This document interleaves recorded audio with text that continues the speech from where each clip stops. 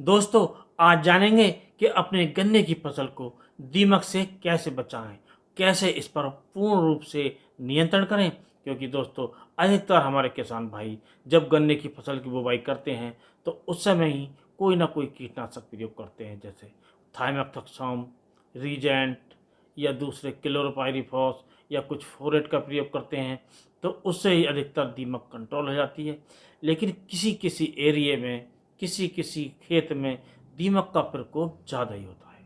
अब ऐसे खेतों में हम दीमक का कैसे नियंत्रण करें, इसके बारे में जानेंगे। और दोस्तों, इसके बाद हम गन्ने की विभिन्न बीमारियों से संबंधित वीडियो लाने वाले हैं, तो उन वीडियो को देखने के लिए आप चैनल को सब्सक्राइब कर लें और बेल आइकन का बटन प्रेस कर ऑल पर सेलेक्ट कर दें। तो दोस्तों, किसी किसी खेत में दीमक का प्रकोप ज़्यादा होता है और उस पर नियंत्रण पाना बहुत मुश्किल हो जाता है। इसका कारण होता है जब हम दवाई का प्रयोग करते हैं, जो ऊपर की दीमक होती है वो नष्ट हो जाती है, लेकिन इस दीमक की जो ज़मीन के अंदर 5 से 7 मीटर तक इसकी जो कॉलोनियाँ बनी होती हैं वो रह जाती हैं। वहाँ तक दीमक का असर नहीं जाता है और जो ऊपर के जो श्रमिक होते हैं वो नष्ट हो जाते हैं, लेकिन नीचे जो रानी होती है जिसका काम होता है अंडे देना और अपनी बढ़भार करना प्रजाति की, तो वो रह जाती हैं और बाद में वो फिर ऊपर रह जाती हैं। इसको किस प्रकार नियंत्रण करें, इसके बारे में जानेंगे। सबसे पहले बात करते हैं कि जब हमारे खेत में दीमक दिखाई दे तो हमें क्या करना चाहिए। इसके लिए हम प्रयोग कर सकते हैं बेनपेंथ्रिन 10% के रूप में आती है। इसे हमें 500 ml प्रति एकड़ के हिसाब से आप मिट्टी में मिलाकर कूड़ों में बिखेर कर सिंचाई कर दें, तब भी दीमक पर कंट्रोल हो जाता है।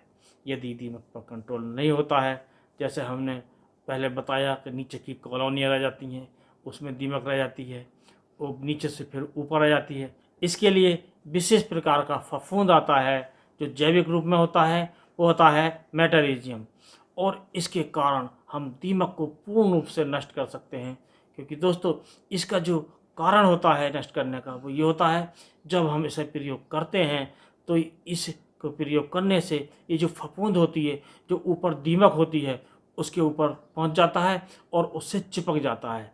और जब जिस श्रमिक भोजन पानी लेकर जब नीचे पहुंचते हैं कॉलोनियों में, रानी मक्खी के पास पहुंचते हैं, तो उसके संपर्क में आकर वो भी इससे नष्ट हो जाती है। इस प्रकार पूर्ण रूप से हमारे दीमक का कंट्रोल हो जाता है।